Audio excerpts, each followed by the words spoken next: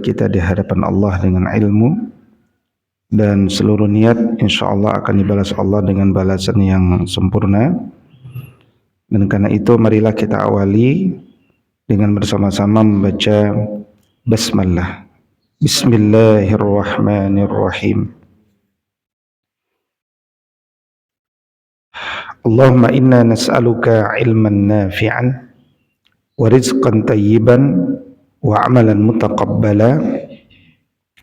Allahumma anfa'na bima 'allamtana wa 'allimna bima yanfa'una wa zidna ilma. Amin ya Allah ya rabbal alamin. Sahabat-sahabat seperjuangan menuju surganya Allah Subhanahu wa taala. Uhayyikum jami'an bitahiyyatil Islam. Wa tahiyyatul Islami salam. Assalamualaikum warahmatullahi wabarakatuh. Alhamdulillahi rabbil alamin. Wa bihi nasta'inu ala umurid dunya waddin. Ashhadu an la ilaha illallah wa ashhadu anna Muhammad Rasulullah.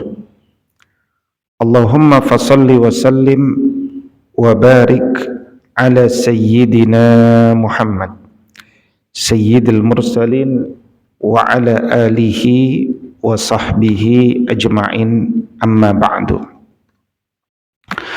Alhamdulillah, Allah Subhanahu wa taala firmankan di dalam Al-Qur'an, a'udzubillahi minasyaitonir rajim. Afala yatadabbaruna al-Qur'an am ala qulubin aqfaluha. Kenapa kalian tidak sempat tadabbur Al-Qur'an? Apakah hati kalian sedang terkunci? Maka apa jawaban kita? Tidak ya Allah, hati kami tak terkunci. Maka kami pagi ini pun duduk, di antara tujuannya adalah untuk membuktikan bahwa kami pun menyiapkan waktu untuk mentadabburi ayat-ayat-Mu. Seyogyanya kita masuk pada rubuk ke-44 sebagaimana tadi MC sampaikan. Namun saya kira ada momentum Isra dan Mi'raj yang sebagian meyakini terjadi pada tanggal 27 Rajab karena merujuk pada Sirah Ibn Ishaq, dan hari ini 28 Rajab. Karena itu ada baiknya kalau kemudian kita menyegarkan kembali pentadaburan kita, wabil khusus pada surat Al-Isra, ya, ayat pertama, dan kemudian nanti surat An-Najm ayat 13 hingga 18. Baik, kita pertama kali membaca surat Al-Isra ayat pertama. Saya membaca, semua hadirin mengulangi dengan suara yang bagus ya. A'udzu billahi minasy syaithanir rajim. A'udzu billahi minasy syaithanir rajim. Bismillahirrahmanirrahim. Bismillahirrahmanirrahim. Subhanalladzi asra bi'abdihi laylan minal masjidil haram. Subhanalladzi asra bi'abdihi laylan minal masjidil haram. Minal masjidil harami ilal masjidil aqsa. Minal masjidil harami ilal masjidil aqsa. Alladzi barakna hawlahu linuriyahu min ayatina.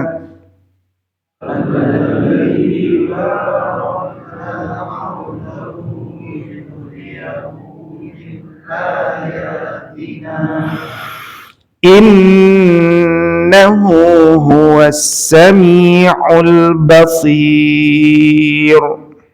Innahu huwas sami'ul basir. Allahumma arhamna bil Qur'an. Nas'alullah salamatan wal afiyah. Allah Subhanahu wa taala berfirman dalam surat Al-Isra ayat pertama ini dengan mengucapkan atau dengan kalamnya subhana. Subhana ini artinya adalah maha suci, dan kesucian ini hanyalah milik Allah, dan makna dari maha suci itu adalah maha suci Allah yang, atau maha suci Allah dari sifat-sifat yang mustahil baginya. Ini nanti dijelaskan dalam ayat-ayat yang lain. Misalkan ketika Allah berfirman Isa ibnullah, Isa itu anaknya Allah, atau Uzair ibnullah, Uzair anaknya Allah, maka Allah pun yang mengajarkan kepada kita untuk mengucapkan subhanahu, maha suci dia. Ya, jadi ketika kita mengucapkan Allahu subhanahu wa ta'ala, Allah maha suci dia dan maha tinggi, itu maknanya adalah maha suci dia dari segala sifat yang mustahil baginya, segala sifat yang merendahkannya. Ya, apa ya sifat yang mustahil bagi Allah? Sifat yang mustahil bagi Allah adalah Allah memiliki sifat seperti makhluk. Nah, itu mustahil. Ya. Apa yang mustahil bagi Allah? Perhatikan sifat makhluk. Sifat makhluk itu dia bertempat, membutuhkan tempat. Karena bertempat, Allah itu berarah. Karena ada tempat berarti ada arah. Karena ada tempat dan ada arah berarti ada jarak. Itu sifat makhluk. Maka Allah Subhanahu wa ta'ala terbebas dari sifat makhluk. Artinya dijelaskan dalam kitab-kitab akidah dasar, seperti misalkan kitab yang mu'tabar, Aqidah Thahawiyah, yang ditulis oleh Al-Imam Abu Ja'far At-Tahawi, seorang ulama salaf. Jadi Allah itu terjaga dirinya dari 6 penjuru mata angin, ya, misalkan. Ya, jadi tidak ada arah, tidak ada tempat, tidak ada jarak. Laisa kamitslihi syai'un fil ardi wala fis sama. Tidak mungkin sama, ya, sedikit pun seorang pun di dunia ini, baik di langit maupun di bumi, dengan Allah. Ini subhana. Subhanalladzi, alladzi ini isim mausul yang menunjukkan kepada sesuatu. Dalam hal ini adalah Allah. Subhana, maha suci, alladzi, Allah yang asra. Apa itu asra? Bukan Nabi berjalan, tapi Nabi diperjalankan. Maka Allah Subhanahu wa ta'ala maha suci dia yang telah memperjalankan bi'abdihi, dengan hambanya atau hambanya, ya. Apa yang disebut hambanya? Kalau disebut abdihi, hambanya, maka itu artinya ruh wa jasad. Jadi ruhnya, jasadnya. Kalau ruhnya saja, maka asra bi ruhi abdihi, ya, karena hanya satu substansi dari manusia itu. Tapi kalau disebut bi abdihi, maka itu artinya keseluruhan. Yang kedua, disebutkan di sini bahwa yang diperjalankan itu bukan manusia biasa, tapi al-Mustafa, ya, yakni Nabi sallallahu alaihi wasallam, ya, wa rasuluhu. Tapi Allah tidak menjelaskan asra bin nabiyhi wa rasulih. Tapi Nabi menjelaskan asra bi abdihi, menunjukkan bahwa menegaskan bahwa Nabi itu adalah hamba Allah. Nah, sebagaimana Nabi pun bersabda, ana abdullah wa rasuluh, ya, saya adalah hamba Allah dan Rasulnya.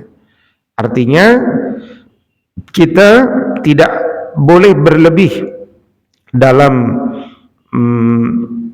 memperlakukan Nabi sebagaimana orang-orang Nasrani memperlakukan Nabi Isa alaihissalam, sehingga menjadikan Isa sebagai Tuhan atau anak Tuhan. Nabi itu adalah hamba Allah. Nah, sebagai hamba Allah tentu bukan Tuhan. Sebagai hamba Allah berarti ada kelemahan, ada sifat dasar manusia yang melekat.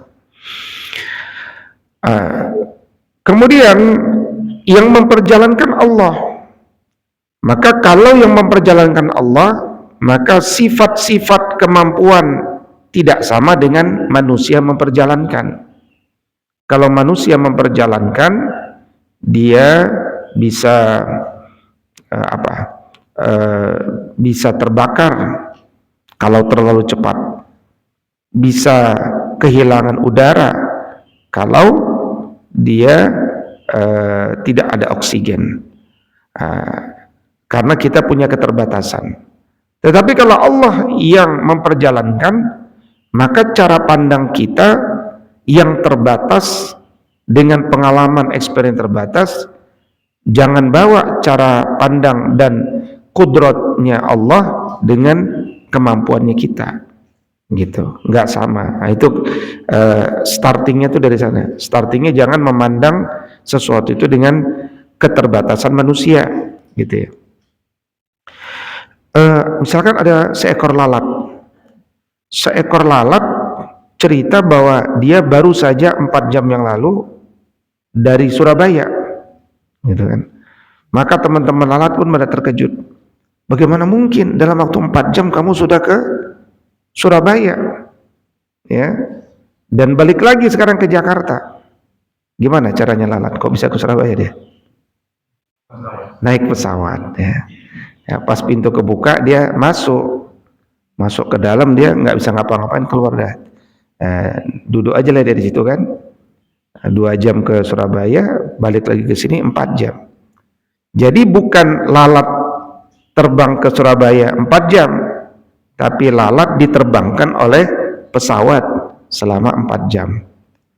Nah, itu baru logika manusia itu. Ya, lalat saja bisa diterbangkan, apalagi Nabi. Ya. Baik, kemudian subhanalladzi asra bi'abdihi lailan. Lailan di sini ada tanwin, ya, nakirah.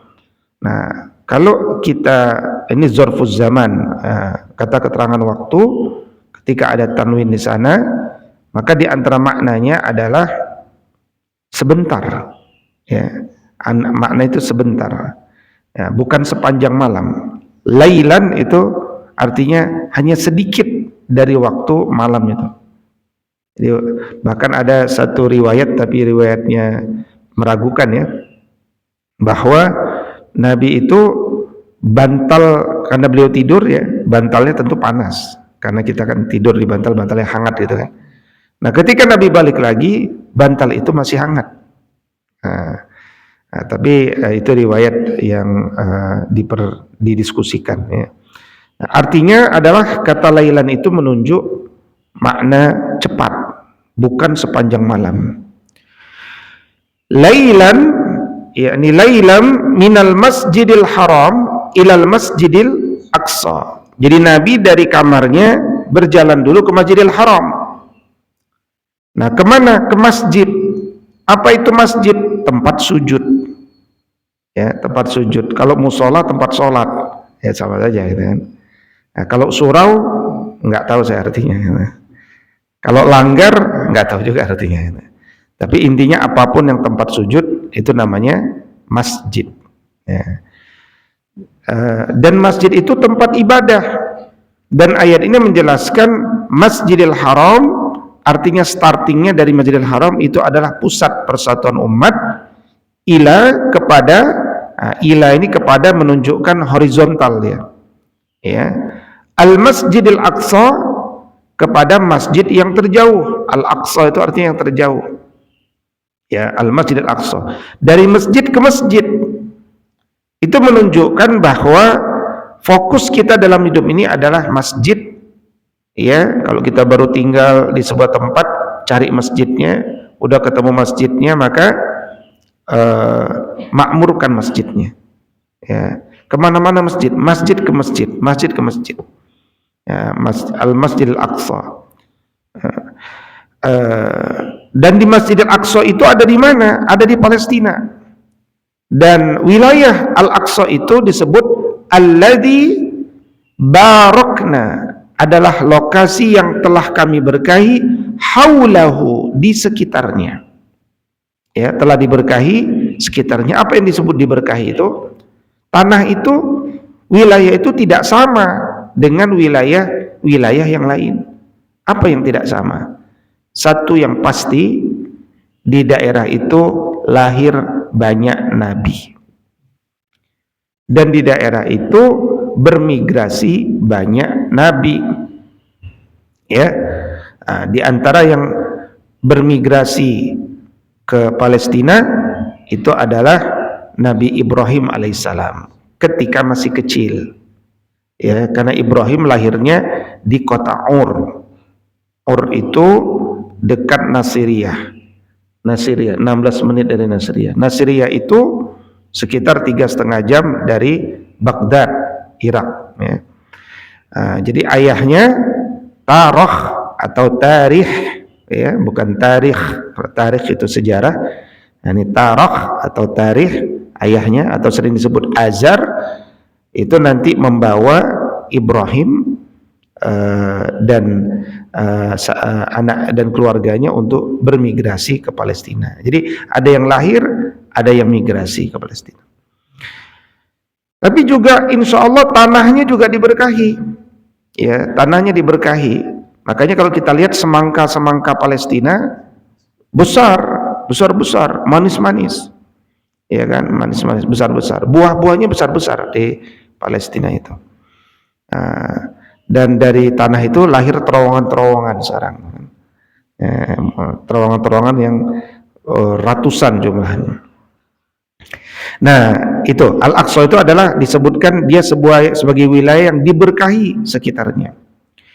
Nah, kemudian perjalanan Isra, ini perjalanan Isra ya, dilakukan agar linuriyahu, agar kami dapat memperlihatkan kepada Nabi Muhammad SAW min, daripada ayatina, yaitu ayat-ayat kami. Artinya apa? Tanda-tanda kebesaran kami. Jadi peristiwa Isra ini bukan peristiwa mengundang Allah untuk dibukakan tabir wajah Allah, bukan. Bukan kemudian mengundang Allah, bukan mengundang Rasulullah agar melihat wajah Allah. Tapi mengajak jalan Nabi supaya wawasannya semakin luas, wabil khusus semakin tunduk kepada Allah, melihat kebesaran Allah. Dan peristiwa ini benar, yang melakukan Allah, yang menyaksikan Allah. Maka ayat ini ditutup dengan innahu, sesungguhnya dia, huwa, hanya dia, as-sami', maha mendengar, al-basir, maha melihat. Kalau tidak benar berarti Allah tidak maha mendengar, tidak maha melihat. Ya. Ini terkait tentang Isra.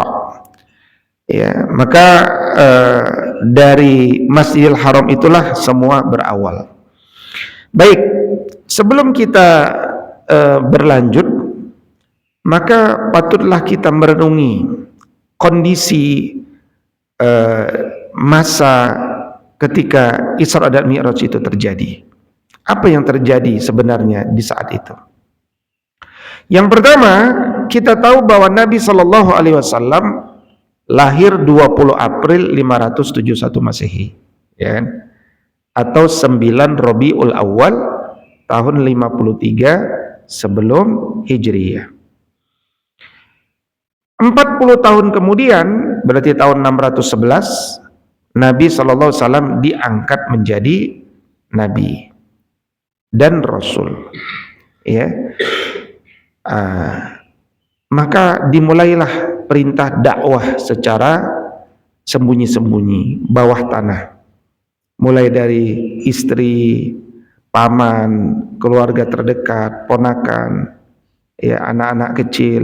Nah, itu dakwah. Laqad kana lakum fi Rasulillahi uswatun hasanah. Sungguh dalam pribadi Nabi itu terdapat keteladanan yang baik. Liman kana yarjullaha, bagi siapapun yang berharap pertemuan dengan Allah, wal yaumil akhir, dan percaya kepada hari itu akan berakhir, wa zakarallaha katsira, dan dia banyak berzikir kepada Allah.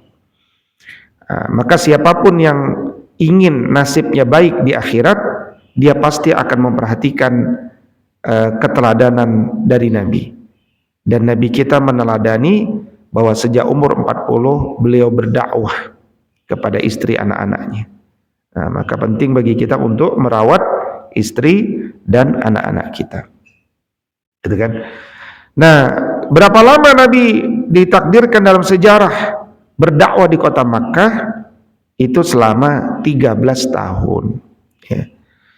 Sampailah yang namanya dakwah kalau sudah nyerang, ya, karena Nabi menyerang apa? Menyerang keyakinan orang tentang kecintaan pada berhala yang namanya Lata, Manna, Uzza. Ya, Lata, Manna, Uzza.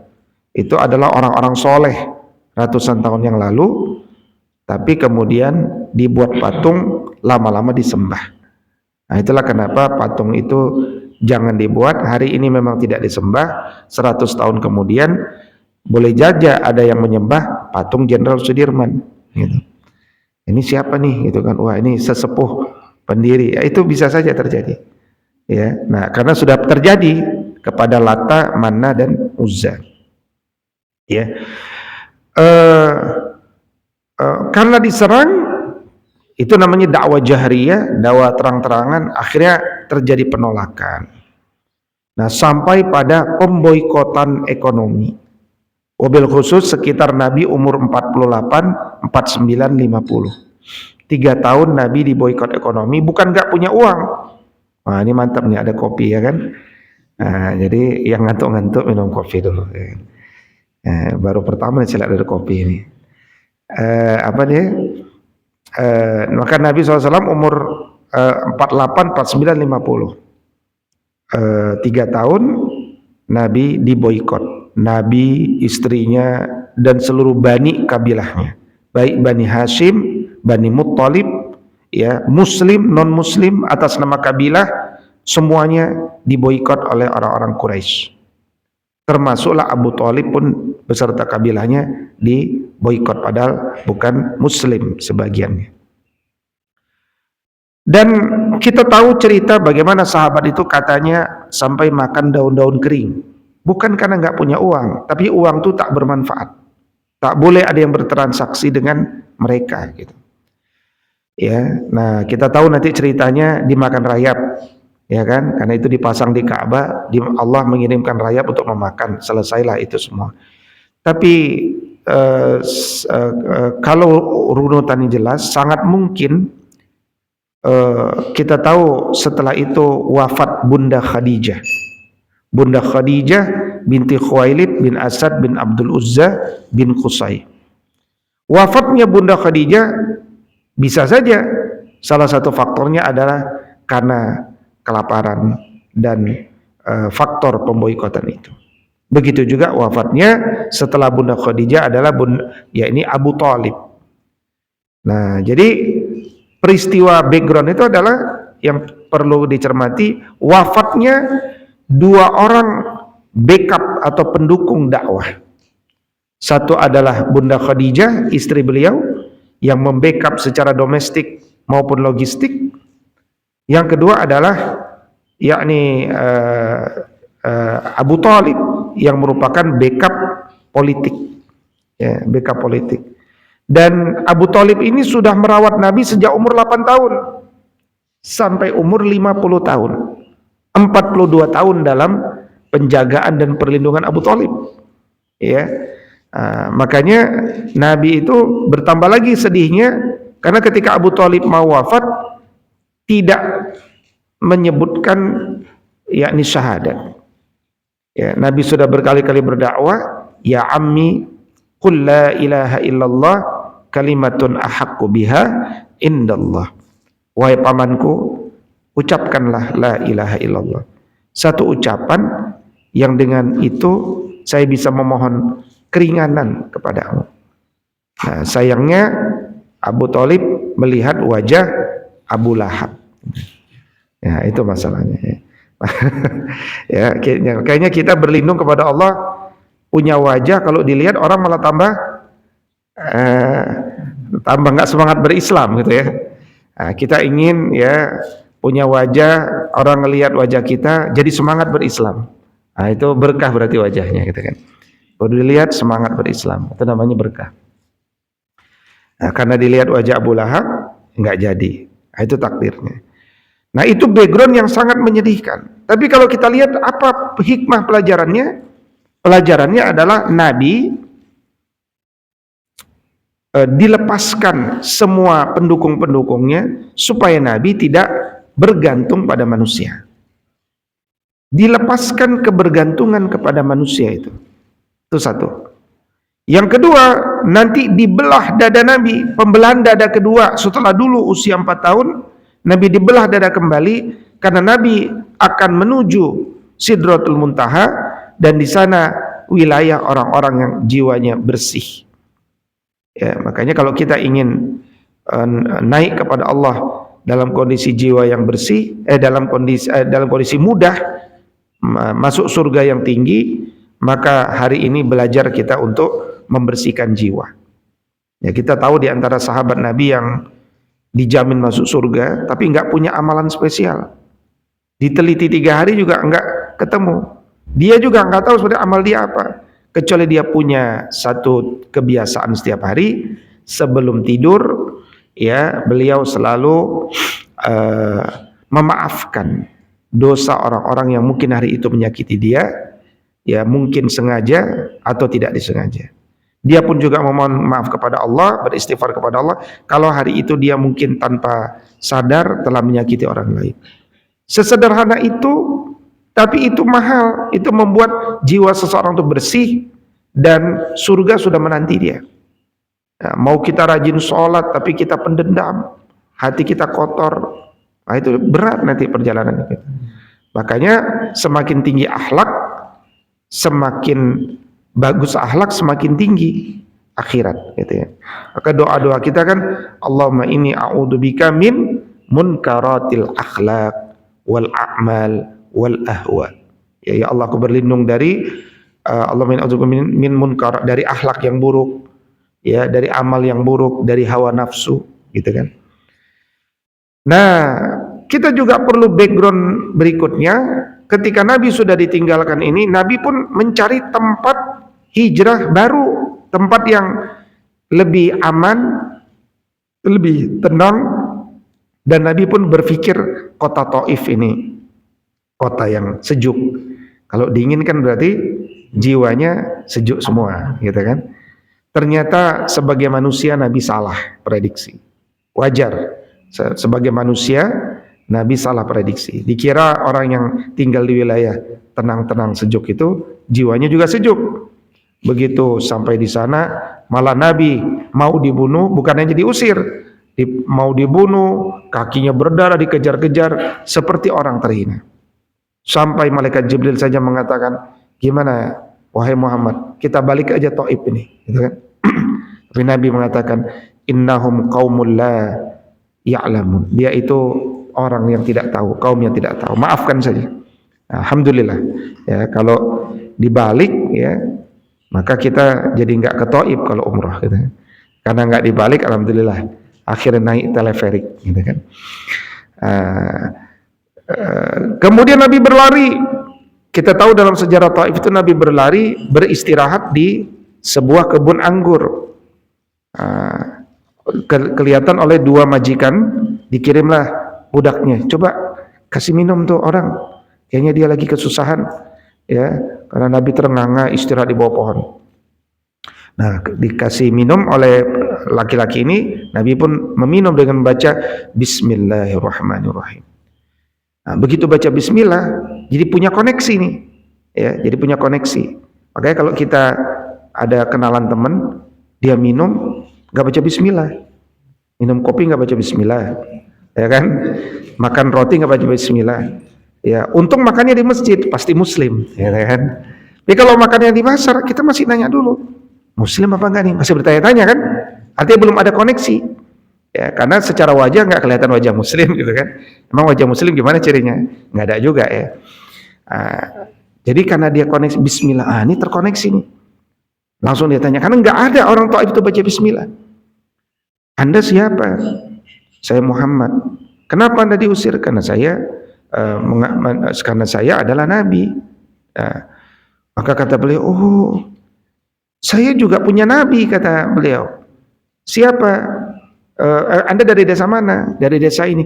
Oh, Anda itu nabinya Nabi Yunus bin Matta. Oh iya benar. Namamu siapa? Nama saya Adas. Nah, Adas lah orang yang pertama beriman dakwah di kota Taif, bukan orang Taif sendiri. Ya, Adas. Nah, Nabi pun nanti diceritakan duduk di sebuah batu itu senyaman sofa. Ya, jadi kalau kita ke Taif, jangan lupa ke tempat-tempat ya di mana ada batu itu, ada tempatnya Nabi beristirahat dan seterusnya. Dan kemudian dalam perjalanan balik ke kota Makkah, di waktu subuh Nabi pun sholat subuh dengan suara yang jahar. Jadi sunnahnya itu kalau kita sholat sendiri pun suara kita jahar, didengarkan oleh kita, apalagi di tempat yang sepi gitu ya. Kemudian Nabi baca. Ketika Nabi baca, lewatlah sekelompok jin. Ya, lewatlah sekelompok jin. Ketika Nabi membaca waladdallin gitu kan. Amin. Kata malaikat jin, inna sami'na Qur'anan ajaba. Kami baru saja mendengar sebuah bacaan yang menakjubkan. Nah, ternyata yang masuk Islam dari dakwah Nabi di fase ini bukan dari kalangan manusia, tapi dari kalangan jin. Nah, itulah hiburan pertama dari Allah. Ada Adas, ada sekelompok jin. Nah, makanya sahabat semuanya, bapak-bapak atau ibu-ibu, kalau lagi sholat sendirian di masjid, lagi baca Al-Fatihah, suaranya keras, waladdallin. Tiba-tiba dari belakang dengar agak ramai, amin. Nah, itu apa yang harus dilakukan? Kalau lari itu nggak boleh, itu membatalkan sholat namanya, ya kan? Itu pertama masalah kalau lari, itu membatalkan sholat. Ya karena harusnya kita bersyukur. Yang kedua, kalau kita lari, itu jin yang bingung. Dia bilang, loh saya amin, kenapa dia lari? Salah saya apa? Gitu. Kami kan mengaminkan sunnah. Waladdallin ghairil maghdubi alaihim waladdallin. Sunnah mengucapkan amin. Kenapa dia lari gitu kan? Salah saya apa gitu kan? Nah, jangan sampai kita membuat hati jin terluka. Gitu. Ya, padahal dia ingin beribadah kepada Allah, gitu kan? Karena itulah kemudian dengan situasi yang saya ceritakan itu, Nabi SAW pun akhirnya diundang oleh Allah Subhanahu Wa Taala untuk sebuah perintah besar nanti namanya sholat. Nah, ini penting ya. Jadi kalau kita merasa sholat itu semacam beban, kewajiban, kita perlu paham nih kisah Isra dan Mi'raj. Jadi kalau kita tahu rukun Islam itu ada 5, ada zakat, puasa, haji, ya, umrah itu ya. Jadi perintah-perintah ini diperintahkannya di dunia, diwakilkan oleh malaikat Jibril alaihissalam.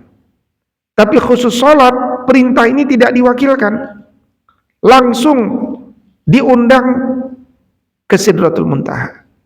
Ibarat kata kalau Rama sebagai seorang GM diundang ke ruangan menteri. Ya, kalau Icon berarti menterinya ESDM, ya kan? Bapak siapa? Nggak usah kita tanya, gitu kan? Pasti sudah hafal kan? Langsung masuk ruangan, nggak boleh dia masuk berdua. Mau bahas apa itu berarti? Berarti ada pembahasan top priority, pembahasan yang penting, ya. Sehingga Rama pun merasa sangat dimuliakan karena ini sendiri berdua dengan Pak Menteri. Itu manusia. Nah sekarang Nabi SAW diundang untuk sebuah tugas suci. Nah tugas suci itu nanti adalah sholat sebanyak 50 kali. Tetapi kita tahu bagaimana kemudian Nabi SAW itu bertemu Nabi Musa alaihissalam. Bertemu Nabi Musa alaihissalam. Nabi Musa bilang, gak usah 50 kali, kebanyakan. 1 kali aja. Gitu.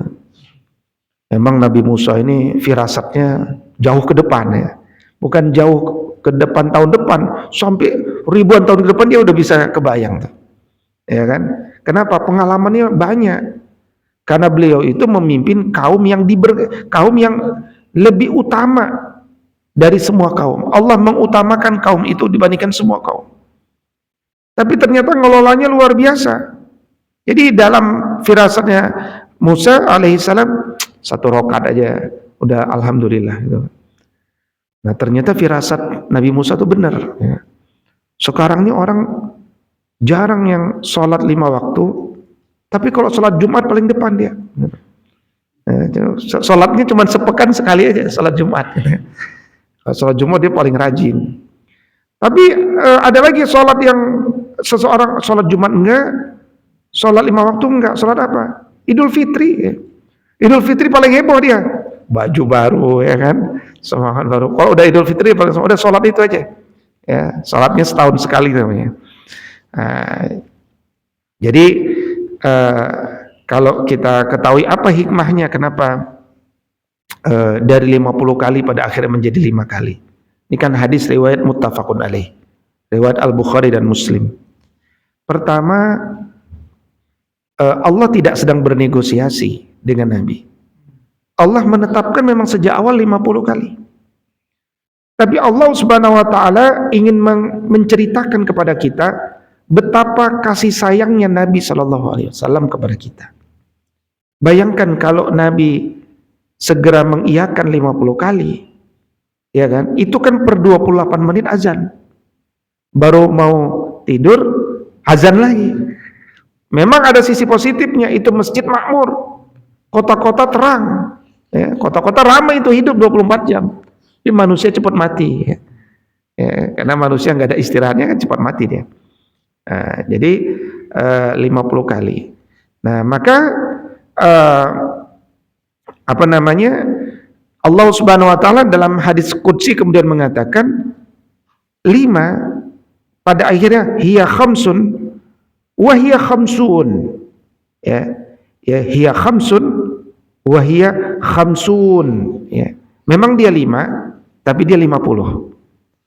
La yubaddilul qaul ladayya, enggak bisa lagi berubah. Artinya kalau kita kalau kita melakukan sholat 5 waktu dengan serius, dengan sungguh-sungguh, dengan ihsan, ya maka insya Allah kita akan mendapatkan pahala seperti 50 kali sholat. Ya, kalau kata Nabi Musa alaihissalam, wa inni qad jarraitun nas ya qablaka, saya ini sudah pengalaman mendapatkan ujian dari umat sebelum engkau. Wa alajtu bani Israil asyadda al-mu'alajah, dan saya itu ngobati ngurusi merawat Bani Israel itu lebih berat ya dari apa yang engkau urus gitu ya. Maka kalau engkau setuju 50 kali dalam harfiah zohir, saya yakin 1 rakaat aja mereka susah ya. Tapi kemudian Nabi mengatakan sa'altu rabbi hatta istahait, saya selalu murojaah minta kembali kepada Allah, kurangin ya Allah, kurangin ya Allah, sampai kemudian aku merasa malu sendiri gitu. Sampai kemudian aku merasa malu sendiri. Nah maka 5 rakaat seperti 50 rakaat itu adalah satu contoh amalan, dan ini tidak hanya berlaku untuk sholat tapi bisa berlaku untuk amal-amal yang lain, sebagaimana Quran surat Al-An'am surat ke-6 yakni ayat ke-160. Al-An'am ya. Surat Al-An'am surat ke-6 ayat 160. Nah, itu adalah dalil di mana amalan kita itu bisa dilipat gandakan 10 kali lipatnya. Dengan firman-Nya, a'udzubillahi minasyaitonirrajim, man jaa'a bil hasanati falahu asyru amsalihha. Siapa yang dia mendatangkan kebaikan, membawa amal-amal baik, maka baginya 10 kali lipat pahalanya. Nah, itu menunjukkan bagaimana sholat itu, kata Al-Hafidh Ibn Katsir rahimahullah ta'ala, ya, beliau juga menukil hadis tentang Isra dan Mi'raj ini sebagai contoh bahwa sholat 5 waktu itu punya keutamaan setara dengan 50 waktu kalau kita mengerjakannya dengan sungguh-sungguh. Kalau kerjakannya nggak sungguh-sungguh, jangankan 5 waktu, bahkan mungkin 0 waktu. Ya, kam min qa'imin laisa lahu min qiyamihi illa ta'ab. Berapa banyak orang sholat nggak dapat apa-apa kecuali lelah saja. Maka Quran surat Al-Mu'minun Allah berfirman, Bismillahirrahmanirrahim, qad aflahal mu'minun. Beruntunglah orang-orang beriman. Kenapa dia beruntung? Alladzina hum fi salatihim khashi'un. Karena dia ketika sholat, dia orientasinya khusyuk. Berarti tidak beruntunglah orang beriman kalau dia sholat tidak pernah orientasinya khusyuk. Ya, dia cuma sholat karena nggak enak sama Allah. Ya, jiwa itu ada perasaan nggak enak. Nah, itu berarti masih ada iman meskipun sedikit gitu kan. Alhamdulillah, karena orang Indonesia itu selalu untung ya. Untung masih ada iman sedikit itu kan. Nah, jadi untung. Jadi dia akhirnya sholat itu merasa yang penting saya sholat. Itu cirinya adalah dia nggak nikmat sholat itu. Cepet-cepet, buru-buru. Gitu kan. Buru-buru. Itu yang pertama. Berikutnya, Nabi SAW berjalan dari Masjidil Haram ke Masjidil Aqsa, itu juga memimpin sholat para arwah, ya, memimpin sholat para arwah. Ketika memimpin sholat ini adalah kisah menegaskan bahwa Nabi melanjutkan tongkat estafet dakwah dari para nabi lainnya, menjelaskan bahwa ada kesamaan dakwah antara 124.000 nabi. Dakwanya dakwah tauhid, la ilaha wa ilahukum illahu wahid, la ilaha illa huwa, ya, kecuali syariatnya yang berbeda. Tapi kalau namanya sholat, itu udah sejak awal sama ruku dan sujud. Hanya saja syariatnya di masa Nabi adalah 5 waktu, ya. Dan 5 waktu itu isya, subuh, ya, zuhur, asar dan maghrib. Bukan Islam, itulah arti Islam. Isya, subuh, lohor gitu kan. Lohor itu nggak ada bahasa Arabnya. Luhur ya, Allahar, tidak ada itu ya. Nah, kemudian Allah Subhanahu wa taala membawa, ingat, bukan Nabi berjalan menuju Allah, tapi Allah membawa. Kalau Allah membawa, memperjalankan, itu dengan cara Allah, bukan dengan cara kita. Ya, kemana? Kalau dengan cara kita kan orang berjalan ke titik, ya, dia berjalan ke langit. Langitnya kemana? Ini kan bumi bulat, bulat. Kalau dia di sini, langitnya mana? Ke sini, ya kan? Kalau dia di sini, langitnya di sini. Kutub utara, kutub selatan, ya kan? Terus Allah ada di mana? Allah ada di mana-mana, ya kan? Maka Nabi bersabda, "Kanallahu wa lam yakun syai'un ghairuhu." Allah itu sudah ada, ya, sebelum segala sesuatu ada. Dan Allah tidak menciptakan tempat, Allah tidak butuh tempat. Ya, jadi jangan pernah membayangkan karena apa yang kita bayangkan dibatasi pengalaman hidup kita. Dan pengalaman hidup kita dibatasi mata kita. Sejak kecil sampai sekarang ngelihat sesuatu, itulah yang menjadi pengalaman kita. Jangan katakan yang tidak pernah kita lihat itu kemudian tidak ada. Karena yang benar adalah pengalaman kita lah yang terbatas atasnya. Baik, ini baru pengantar saja ya, tapi karena sudah bunyi, silakan kalau ada tanya jawab, nanti pertanyaan antum mungkin bisa memperpanjang bahasan ini. Silakan pengantarnya dari Ana demikian. Ada yang mau ditanyakan dari antum, dipersilahkan. Kalau nggak ada pertanyaan, saya mau bertanya. Ya, silakan. Bismillahirrahmanirrahim. Ditanya terkait dengan ayat lanjutannya. Ya. Kalau yang ayat 4 sama ayat 7 yang Qadaina ila bani Israil kita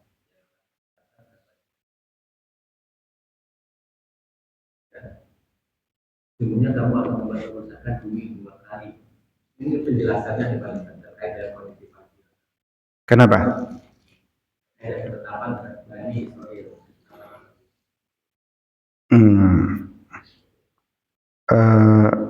Nggak ada hubungan sama Palestina, karena Palestina nggak ada hubungan sama Bani Israel. Karena Palestina bukan Bani Israel. Yang pada zaman Nabi Musa terdapat 2 kali melakukan kerusakan.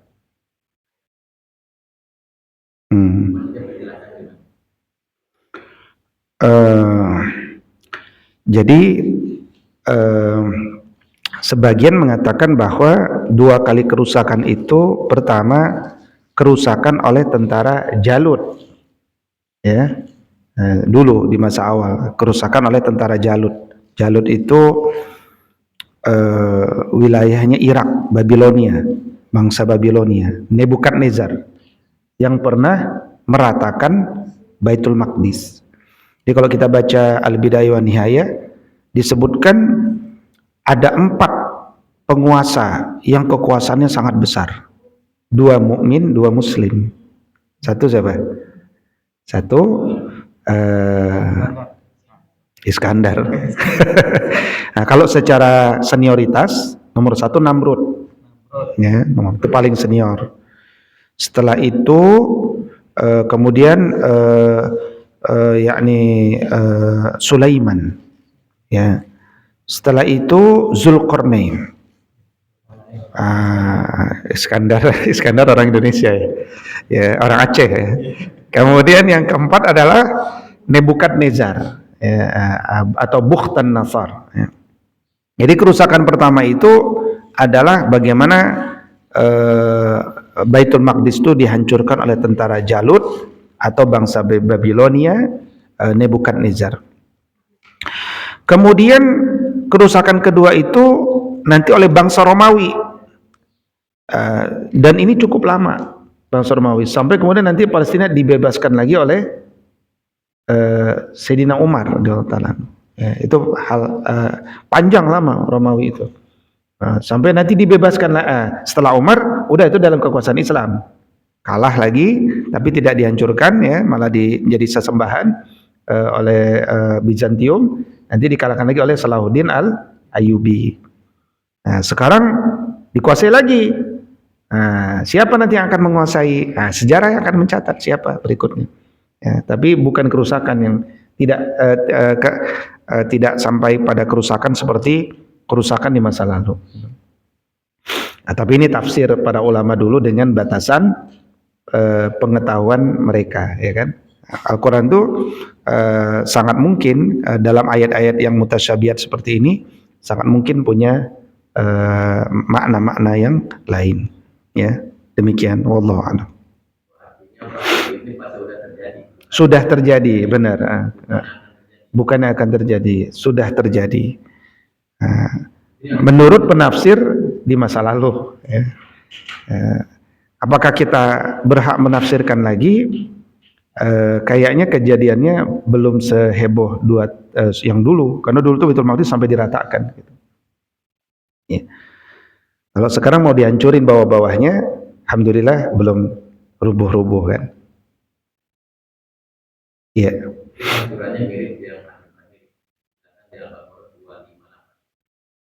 Apalagi Al-Baqarah 258. Itu apa itu Al-Baqarah 258? Orang yang melihat kehancuran Palestina, bagaimana cara membangkitkan kembali? Jadi orang itu diwafatkan 100 tahun. Namun ternyata udah berubah. Itu nanti kisah tentang ya itu kisah khusus ya. kisah tentang seseorang. Ana nggak bisa jawab secara detail itu. Nanti kita kaji dulu ya 258. Berarti ayat 4-7 ada kaitan Yang sekarang ini, saya bilang tidak ada kaitan juga, tapi ulama tafsir menafsirkan sudah terjadi kan. Tapi kalau mau dikaitkan hari ini, ada saja penafsir-penafsir yang baru, ada saja. Yang misalkan kayak Syekh As-Sa'di misalkan dalam ayat yang lain menafsirkan bahwa ini adalah Amerika, bahwa ini adalah Turki, itu kan penafsiran baru sebenarnya. Untuk sesuatu yang sebenarnya sudah ditafsirkan di masa lalu, gitu kan. Nah, yang penting saya kira khawatir ya kalau kita tafsirkan untuk kondisi hari ini, ternyata 100 tahun ke depan ada kisah lagi. Nah, kan kita tidak ingin tafsir kita salah tuh, gitu kan. Nah, karena kaitannya, jadi ambil pelajarannya saja, gitu. Ambil pelajarannya. Ya. Itu kan Allah memperjalankan dari Mi'raj. Ya, Mi'raj ke Sidratul Muntaha. Nah, apakah kita bisa katakan bahwa Al-Aqsa itu poros langit itu? Ada hubungannya dengan kalau kekuasaan Sulaiman. Selain dari hikmah poros anak Nabi, kalau bisa saja memperjalankan langsung dari ya. Sebelum karena saya mendengar versi non-Muslim itu, maka Yahudi itu sampai mencari kalau karena diyakini di sana itu, karena Sulaiman itu kan menguasai bangsa ini, kerajaan itu, jadi itu diyakini akan mencapai kejayaan lalu membangun kembali Babel itu. Ya, bukan pencerahan sih, ini yang saya ketahui ya. Malah jadi penggelapan katanya. Jadi saya belum tahu kalau arah penafsirannya malah menjadikan Masjidil Aqsa sebagai poros. Karena dalil yang paling cocok untuk bercerita tentang poros itu adalah dalil tentang masjid pertama yang dibangun di dunia ini. Ya kan? Jadi masjid pertama yang dibangun di dunia ini itu adalah masjid Ka'bah. Dan kemudian 40 tahun kemudian dibangunlah Masjidil Aqsa.